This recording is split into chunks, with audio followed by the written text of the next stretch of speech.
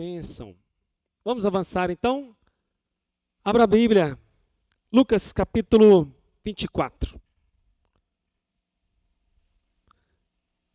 Abra a palavra de Deus no Evangelho de Lucas, capítulo de número 24. Vamos ler a partir do versículo 13. Nós vamos ler o texto à medida que for sendo exposto, ok? Vamos orar então, pedindo a direção de Deus e a iluminação do Espírito Santo.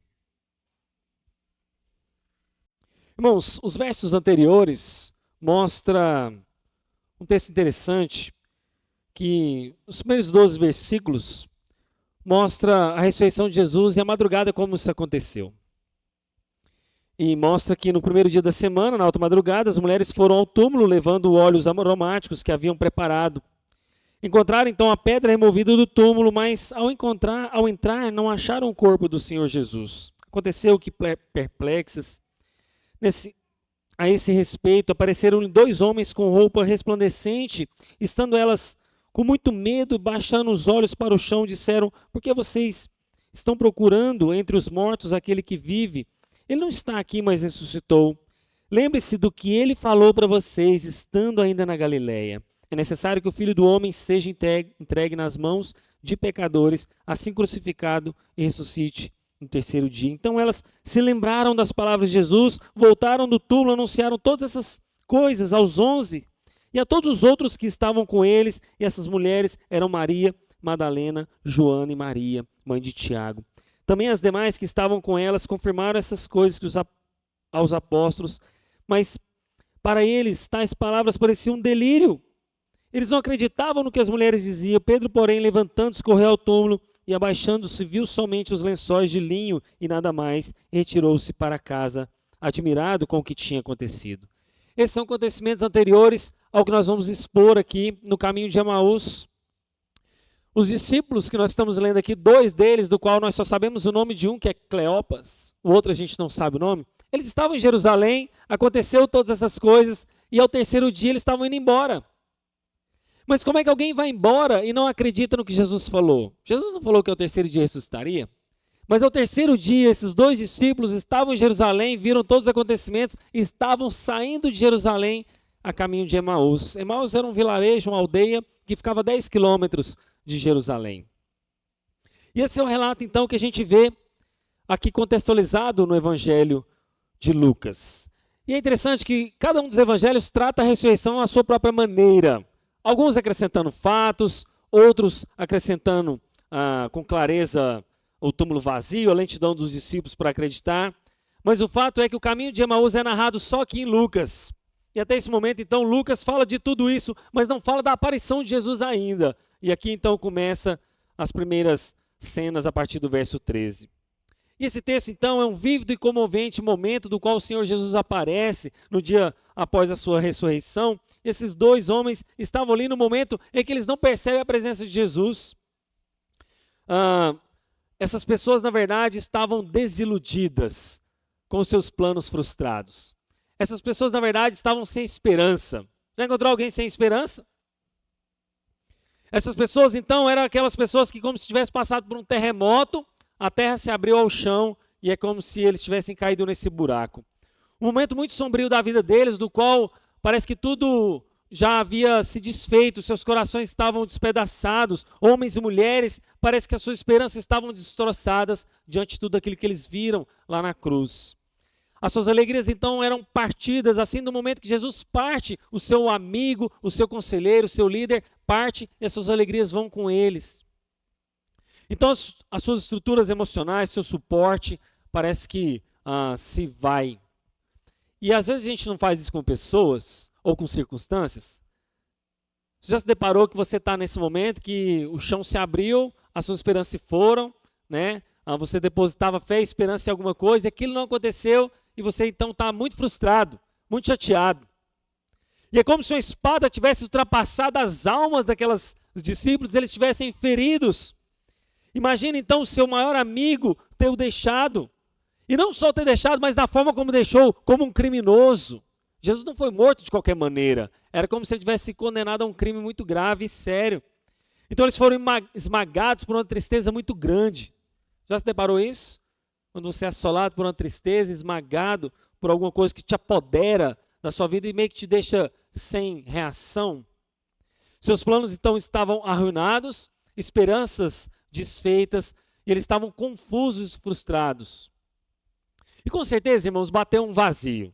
Com certeza bateu um desespero naquelas pessoas. E às vezes acontece isso com a gente, né? Quando morre um parente que a gente meio que depositava muita fé e esperança, muito apoio, né? Um marido, um pai, uma mãe. E eles eram como se comparasse aqueles marinheiros que estão à deriva no mar. Sabe assim, sem GPS, sem bússola, sem sinalizador. Numa noite fria, escura, de gelo, meio que como o Titanic ali naquela época. E os discípulos então estavam parecidos quando aquelas pessoas perdidas, eles não se lembravam das palavras que Jesus afirmou que ele ressuscitaria. Parece que nada estava mais distante das ideias deles, do pensamento, do que esse momento. Ou seja, era como se tudo tivesse acabado, a íntima comunhão, o prazer, a companhia do seu grande mestre. Será que eu não estou exagerando um pouco na minha descrição, não? Mas o fato é que um raio de esperança brilhasse para eles, estava muito longe. Parecia que mais estavam nuvens negras da desesperança ao redor deles. E de algum modo, se eles pudessem se agarrar a algum tronco de esperança, a alguma luz que eles pudessem se alegrar pelo menos um pouco, você acha que eles não estariam fazendo isso? Mas eles deveriam, porque eles se esqueceram daquela mensagem e daquela palavra que Jesus já havia deixado para eles. E sabe o que eu fico pensando? Eu fico pensando que talvez nós somos exatamente assim. Pessoas que estão aí fora, correndo para cima e para baixo, segunda a sexta-feira, sabe o que elas estão pensando? Ou elas estão atrás de um plano frustrado de que não deu certo, ou de um plano frustrado que ainda nem aconteceu na vida delas. As pessoas estão lá fora de segunda a sexta-feira, ou presas ao passado pela depressão, ou ansiosas pelo futuro que não veio. E talvez você aqui também queria que seus problemas tivessem resolvido. Os discípulos queriam os problemas dele resolvidos. E nesse anseio de você querer ver todos os seus problemas resolvidos hoje, eu garanto que se você tivesse todos os seus problemas atuais resolvidos, apareceriam outros problemas. Por causa do pecado, os nossos problemas pulam de um lugar para o outro. Por causa do nosso pecado e dos nossos ídolos do coração, os nossos problemas saem de um colo e pulam em outro colo. Então, se você tivesse agora, pense bem, todos os seus problemas resolvidos, aqueles que mais te afligem, eu te garanto que daqui a uma semana ou menos, você arrumaria outros problemas com esses já resolvidos. Então, não é a ausência dos problemas da sua vida que vai te fazer alguém feliz. Não é a ausência de problemas da sua vida que vai te fazer alguém não frustrado.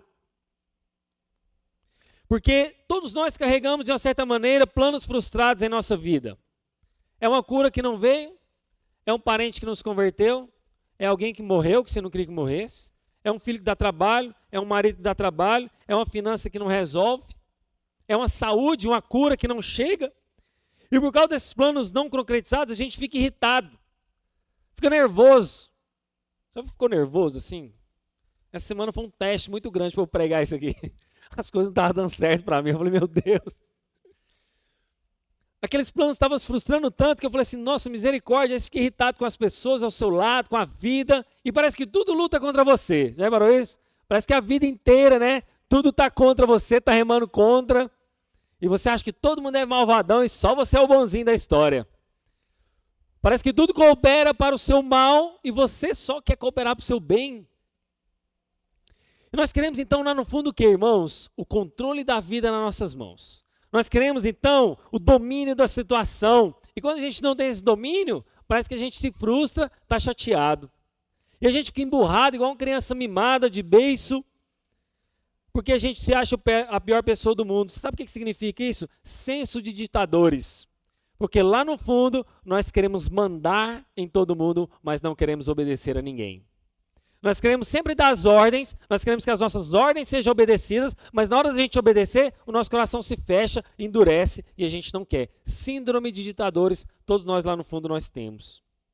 Mas quando nossos planos não são concretizados, não só manifesta a síndrome do ditador, mas de Adão e Eva, que é a independência, aquela espécie de ser semideus. Por mais que a gente tenha cantado aquela música aqui no aniversário da igreja, eu não quis corrigir os irmãos da primeira igreja, nem tirar talvez a alegria daquele momento, Mas aquela música da Mariana Valadão, que eu gosto, inclusive, né? Ah, que é do Avivamento lá, gente, fugiu a letra. Quero ser igual a ti, né? Ela tem uma parte que ela fala: quero ser igual a ti, né? Tudo o que sou é para teu louvor, pois contigo vou viver para sempre. Aquela ideia de quero ser igual a ti é incorreta.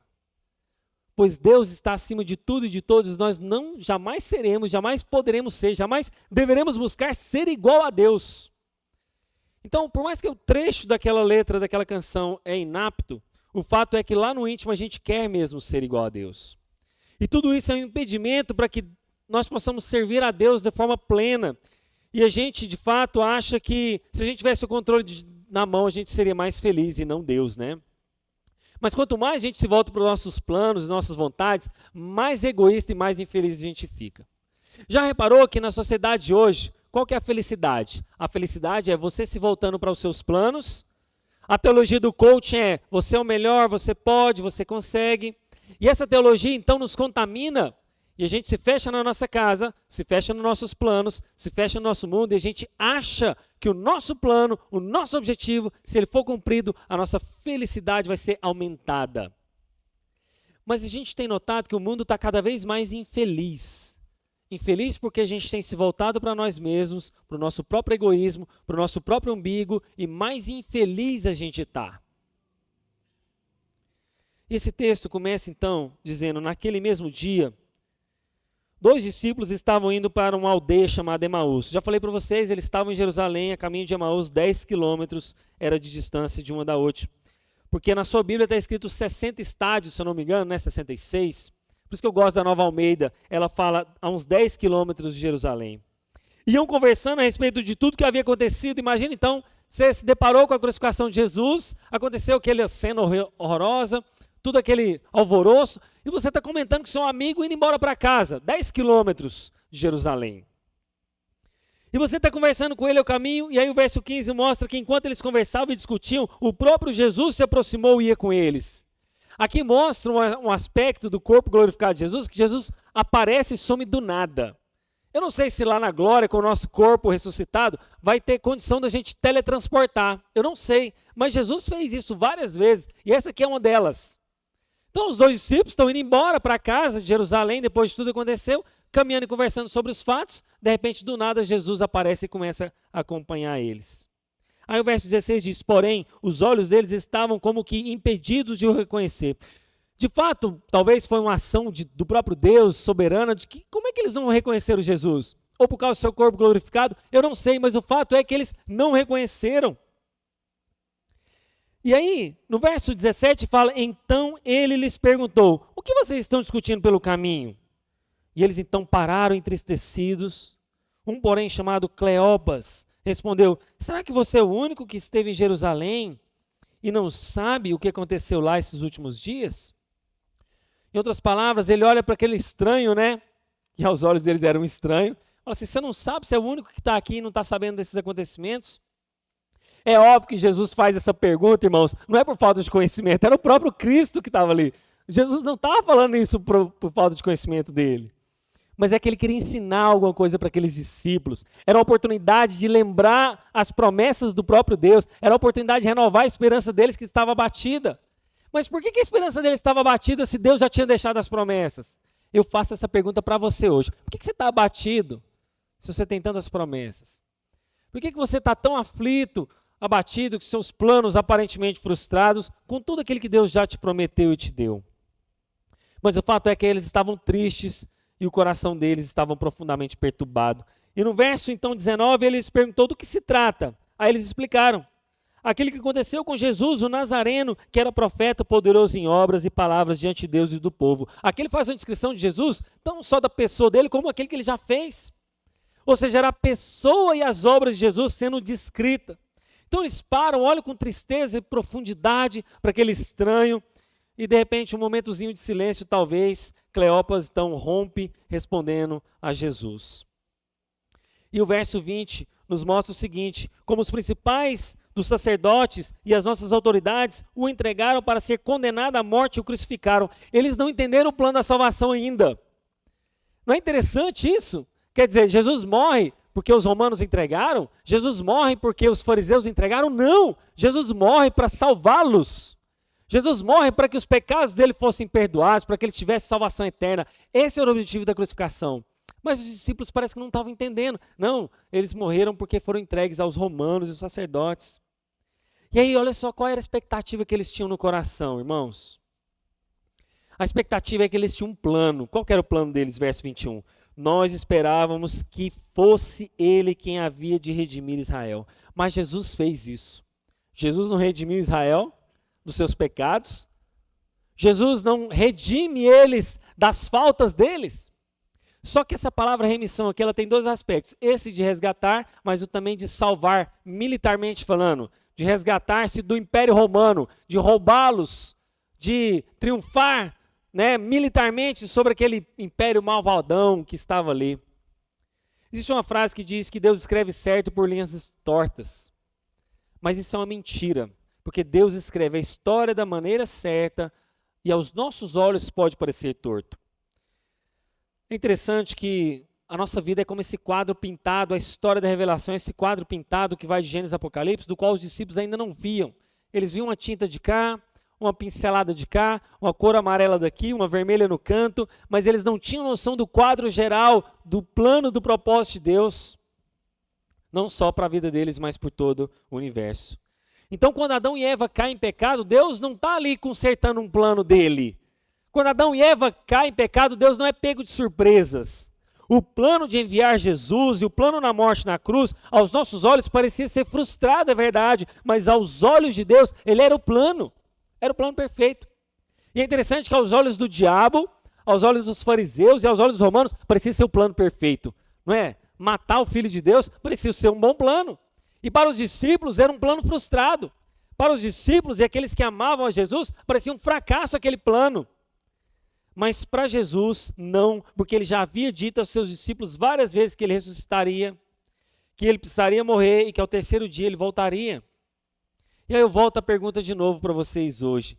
Depois que isso tudo aconteceu, por que você também não está crendo? Depois de toda a revelação já exposta aqui por vários anos da sua vida, vários pregadores, ou várias vezes que você já ouviu a palavra de Deus, por que você ainda continua não crendo? Por que você tem medo da morte até hoje? Por que você teme? Talvez Jesus não voltar, não sei, de alguma maneira tem alguma descrença no seu coração. O verso 21, então, mostra que faltava esperança para eles, porque eles estavam voltados com os olhos naturais. E essa remissão que eles citam aqui no verso 21, era um pagamento de resgate político. Era um pagamento de resgate da nação de Israel ser redimida do povo ali, romano. É provável, então, que a interpretação que Cleópatra tinha em mente é que eles esperavam a libertação dessa aflição que os romanos estavam fazendo sobre Israel. Mas Jesus não veio para isso. As expectativas deles estavam erradas, o planejamento deles estava errado. O problema, então, é que o Antigo Testamento sempre apontava claramente para Jesus, mas eles não tinham só o Antigo Testamento, eles tinham a própria pessoa de Jesus para explicar isso para eles, mas parece que não era suficiente. E eu volto a te perguntar, por que a palavra de Deus não tem sido suficiente também para você?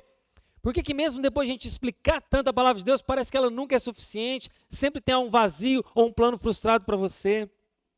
E o verso 22 fala, é verdade também que algumas das mulheres do nosso grupo nos surpreenderam, indo de madrugada ao túmulo. Veja só, eles não só não creram nas promessas de Jesus, eles não só não acreditaram, que era como se eles parassem para pensar, gente, Jesus devia estar pensando, será que eles estão de brincadeira? Será que eles não estão acreditando no que eu preguei durante todos esses 3 anos? Mas o verso 22 mostra que é verdade, eles atestam, o testemunho das mulheres, que elas foram de madrugada, verso 23, não achando o corpo de Jesus, voltaram dizendo que tinham uma visão de anjos, os quais afirmaram que ele vive. Ou seja, eles não acreditaram no testemunho das mulheres, eles não acreditaram nas palavras que Jesus deixou, e para piorar, verso 24, de fato, eles concordam, de fato, alguns dos nossos foram ao túmulo, verificaram a exatidão do que as mulheres disseram, mas não viram. Quer dizer, nem isso eles acreditaram. Eles não acreditaram nas palavras de Jesus, eles não acreditaram nas promessas, eles não acreditaram no testemunho das mulheres, eles não acreditaram na testemunha dos homens. Irmãos, vamos ser honestos, não dá para desistir de um povo desse, não. Fala assim, meu Deus, depois de falar tanto, eles não estão acreditando. E eu volto a pergunta para você, depois da gente falar tanto aqui sobre esses fatos, você ainda não crê? Você ainda não acredita? E sabe que então qual que era o maior problema daqueles discípulos? Incredulidade, que é o que eu sempre falo para vocês. Aquilo que nos separou lá no Jardim do Éden, está nos separando hoje de Deus. Toda essa insensatez, essa demora para quê? É porque eles faltava a essência da fé. Eles não estavam crendo na palavra de Deus, nas suas promessas. Eles estavam com falta de esperança por causa da falta de fé.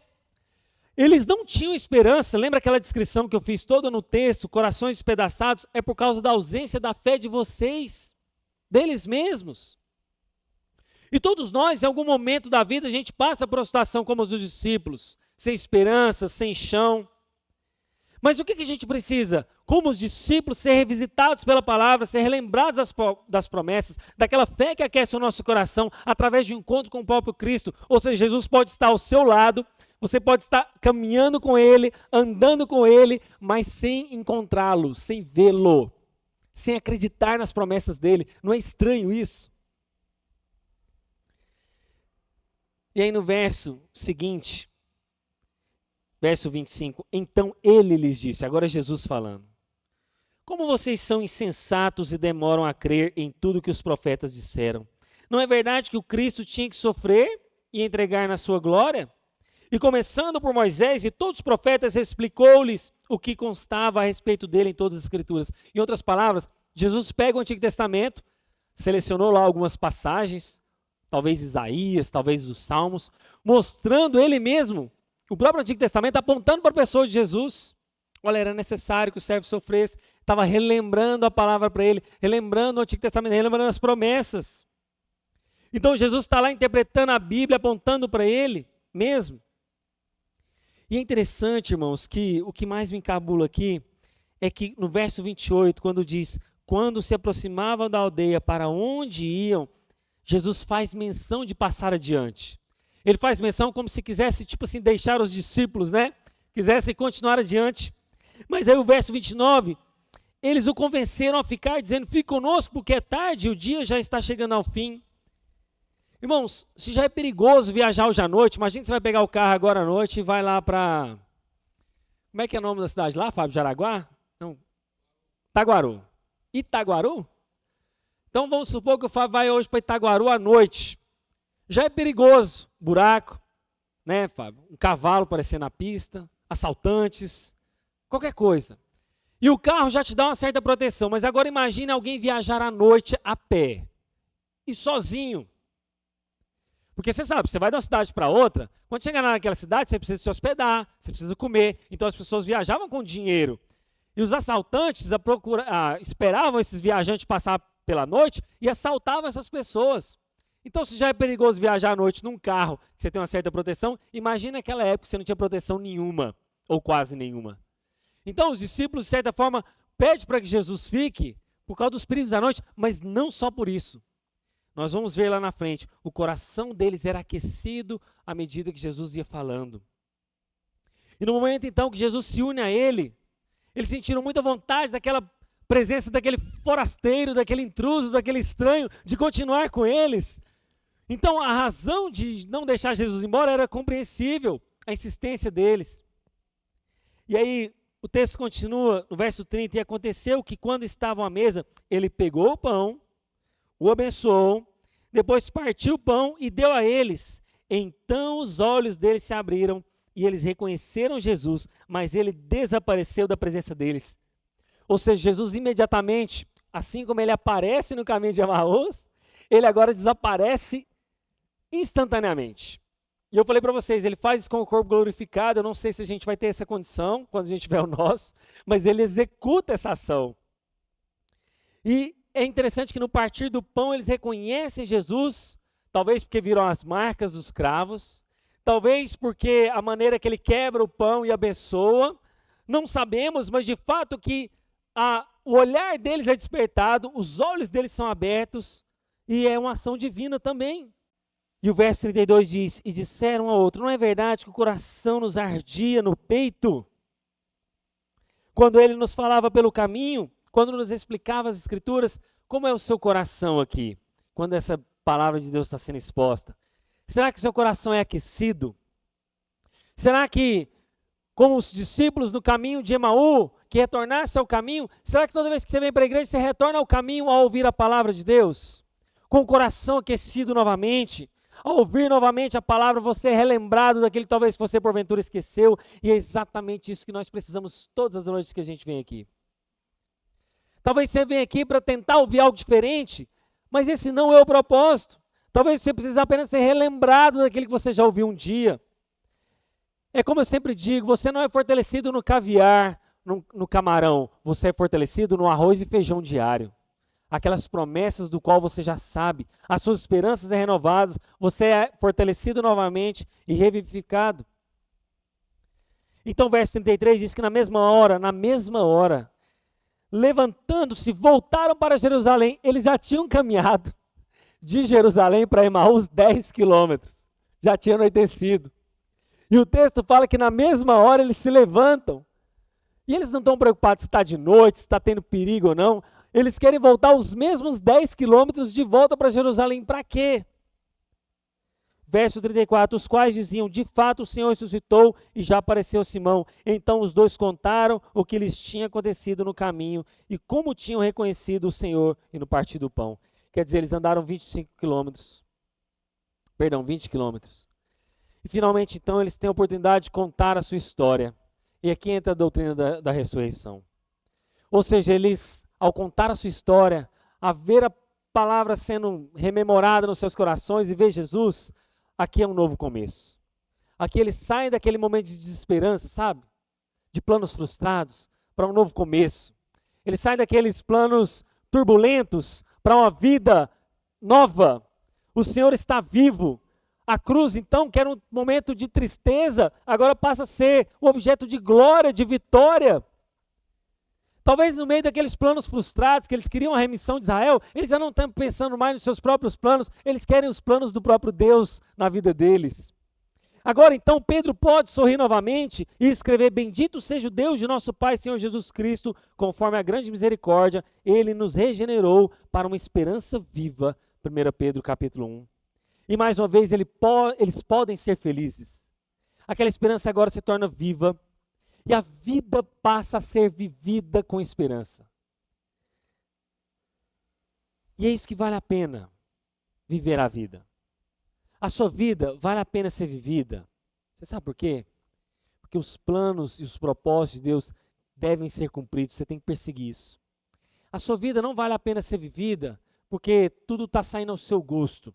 A sua vida vale a pena ser vivida não porque todas as suas respostas de oração veio. A sua vida vale a pena ser vivida não por causa desse ou daquele fato. A sua vida vale a pena ser vivida por causa dessa esperança. Entende isso? A vida é digna de ser celebrada.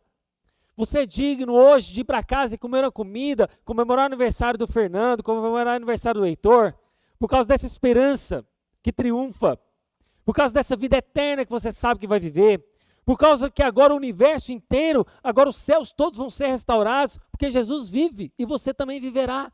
Isso é uma vida que vale a pena ser vivida. Não porque você tem dinheiro ou não na conta, não porque você passou na faculdade ou bombou em medicina,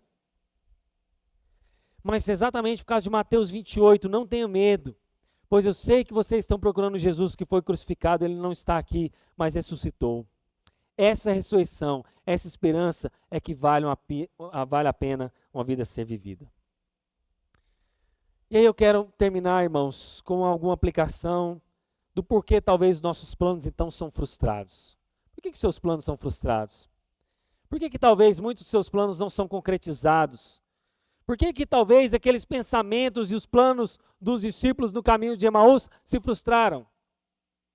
Já parou para pensar se os planos dos discípulos do caminho de Emaús se cumprem? Vamos pensar o seguinte: nossa, o plano que eles tinham, que eles redimissem Israel se cumprisse, seria tão bom, né, na cabeça dos discípulos lá no caminho de Emaús. Mas se isso se cumpre, o que aconteceria? Jesus não morreria na cruz? Os nossos pecados não seriam redimidos, perdoados? Jesus não ressuscitaria e também nós também não? Ou seja, de fato, toda a mensagem do Evangelho seria comprometida se o desejo dos discípulos tivesse se cumprido. E eu volto a perguntar para você, se isso tivesse acontecido, era o melhor plano? Se Jesus estivesse lá, tomar militarmente Jerusalém, era o melhor plano? E aqui eu quero algumas possibilidades do porquê os nossos planos são frustrados. O primeiro, irmãos, os nossos planos são frustrados porque nós não somos Deus. Os planos de Deus não podem ser frustrados, mas os nossos podem. Jó, capítulo 42, versos 2, diz isso, que nenhum dos intentos, dos propósitos de Deus jamais se frustrarão. Os nossos planos são frustrados para mostrar que Deus é soberano e não nós, para mostrar que Ele está no controle e nas mãos. Ele tem o controle da nossa vida e da história, portanto, Ele é Deus, não nós. Ele conhece o nosso coração e sabe o que é melhor para nós. Então, nós não somos aquele intento de sermos deuses, mas Ele é assentado no trono. Seus planos são frustrados porque você não é Deus, só Ele é. Os seus planos são frustrados para que a gente não finque as nossas raízes aqui nesse mundo, para que as nossas tendas não sejam armadas aqui. Certa vez conta uma história de um homem viajante. Ele precisava se deslocar de uma cidade para outra e era muito, muito distante de um lugar para outro. E ele precisava assinar uns papéis de uma grande herança, do qual ele receberia uma herança familiar. Um lindo lugar. Era uma fazenda muito bonita, muitos alqueires, um belo rio, um grande lago, pomares por todos os lados, animais pastavam pelos campos e os pássaros faziam a música do lugar. E para ele não poder perder tempo, então, ele pega o primeiro ônibus, sai da sua cidade, porque se ele demorasse muito, o contrato seria cancelado e essa herança seria passada para outras mãos. Só que em uma das suas paradas, ele resolve parar numa lanchonete. E quando ele desce do ônibus, ele fica encantado com aquela lanchonete. Ele olha as pinturas da lanchonete, ele olha o piso, as molduras, as esculturas, tem um belo lago no meio da lanchonete, a comida é maravilhosa, o banheiro é chique. E ele começa a se deslumbrar com aquele lugar e comer bem. E ele esquece que o ônibus parte em breve. E o ônibus vai embora. Quando ele se dá conta, o ônibus já foi embora, ele perdeu aquela herança. O ônibus partiu e ele não pôde assinar aquele contrato. Ele não pôde assinar aquele testamento. Sabe o que isso mostra? Mostra que Deus tem uma bela fazenda para nós, uma grande herança, e que nós estamos nesse ônibus aqui de passagem nesse mundo. Só que alguns de nós descemos em algumas lanchonetes da vida e a gente começa a deslumbrar com esse lugar. E esquece da terra distante do qual Deus nos deu, esquece daquela herança que Ele nos deu, de um belo rio, de uma bela paisagem, de uma grande fazenda, dos campos verdes, do qual é o nosso destino final. E a gente está aqui deslumbrado com essa lanchonete, do qual não é o nosso destino final. E não é só o nosso destino final, ela não nos pertence, ela não é nossa. Essa lanchonete não é nossa. O que é nosso está lá por herança. Seus planos são frustrados porque você é um peregrino nessa terra. Mas os seus planos também são frustrados para que não haja soberba em nós e a fraqueza se manifeste. A fraqueza não é um obstáculo da nossa vida espiritual, mas é o caminho da nossa vida espiritual. O nosso problema não é porque a gente é fraco. O problema é que a gente é forte demais. E na nossa força, a gente é independente demais. Sabe o que mostra a sua fraqueza? O seu tempo de oração. Quanto tempo você ora? Quanto mais você ora, mais mostra a sua fraqueza. Quanto mais você lê a Bíblia, mais mostra a sua fraqueza. Quanto mais dependente de Deus, mais mostra a sua fraqueza. Quanto menos tempo de oração, menos tempo de leitura bíblica, mais forte você é, mais independente de Deus você é, mais os seus planos estão sendo frustrados. Então a nossa fraqueza é esse catalisador da vida cristã, da providência divina de Deus para nós. E os nossos planos, irmãos, são frustrados para que a nossa alegria não esteja no nosso desempenho, mas somente em Deus. O Paul Washer conta uma ilustração interessante, acho que eu já contei ela aqui para você, acho não, já contei. Imagina um dia que você acorda de manhã e você está voando. Você sai do seu trabalho, a sua melhor música começa a tocar no carro, você chega no trabalho, o seu chefe te chama, te dá um belo projeto, você é promovido no trabalho, você almoça com a sua esposa no melhor restaurante que você gostaria, chega à noite em casa, o seu filme predileto está passando na TV, o seu time de futebol ganha, tudo está cooperando para o seu bem, E aquele dia foi o máximo. Você estava no topo do universo, tudo estava dando certo. Mas no outro dia você acorda de manhã, de repente você pisa no rabo do gato, o gato te unha, você perde o ônibus, se atrasa, você é assaltado na rua, alguém leva o seu celular, seu chefe te cobra, cadê você? Ele quer na sua mesa o relatório que você não entregou de ontem, que ficou faltando, e o seu dia não foi bem. O que acontece de um dia tão bom e um dia tão ruim, tão próximos uns dos outros? Porque o nosso desempenho e a nossa alegria não está no que acontece ao nosso redor. A nossa alegria, o nosso vigor, a nossa satisfação tem que estar unicamente depositado em Deus. A nossa plena satisfação na teologia do contentamento, conforme Filipenses capítulo 4, deve estar em Deus. E isso é uma pedra no sapato da teologia do coach que enche tantas igrejas hoje. Uma mensagem voltada da plena satisfação sua, uma mensagem de que você é o cara e tudo vai dar certo na sua vida. Essa é uma pedra no sapato dessa teologia do qual não quer tocar nesse ponto. Os seus planos são frustrados, irmãos, para que um plano maior do propósito do qual se cumpra, das coisas eternas, seja materializado na sua vida. Aquilo que mais importa na sua vida é você ser moldado à imagem de Cristo. Aquela imagem do Éden deturpada e arranhada, agora precisa ser restaurada. Você agora é um testemunho vivo do qual Deus te ama e você vai ter que mostrar isso ao mundo. Os seus planos são frustrados, apesar de você. Os seus planos são frustrados para que Deus molde a imagem de Cristo em você. E por meio de muitos planos que já foram frustrados na sua vida, Deus vai lá restaurando essa imagem do qual você é testemunha agora de Deus para todas as nações. Eu não tenho todas as respostas às suas perguntas, é verdade, como eu compartilhei com a Silvia essa semana. Eu não sei porque as suas orações não são respondidas, é verdade. Mas o fato é que todas as coisas vão cooperar para o bem se você amar a Deus. Por mais que os seus planos fossem frustrados e sejam e serão, você está aqui nesse mundo para as coisas eternas, você está aqui por outras prioridades, por outro foco de a sua vida, que é ser moldado à imagem de Cristo por toda a sua existência.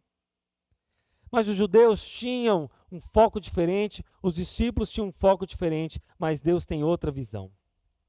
E a conclusão que eu chego é que essa famosa teologia do coach, que a gente tem sido tão contaminado em tantas igrejas, diz que tudo que você planejar vai dar certo. Tudo que você desejar vai se concretizar. E a Bíblia não nos proíbe de planejar, sabia disso? Provérbios capítulo 16 mostra isso. Mas há um plano maior do qual Deus tem para você. Há um plano maior do qual não tem erros. Há um plano maior do que não vai se frustrar nas promessas dele se cumprindo em nossas vidas. O Evangelho de Cristo e a sua presença em nós deve ser o nosso único projeto. Deve ser o nosso único plano maior a ser cumprido em nossas vidas. Amém? Vamos orar?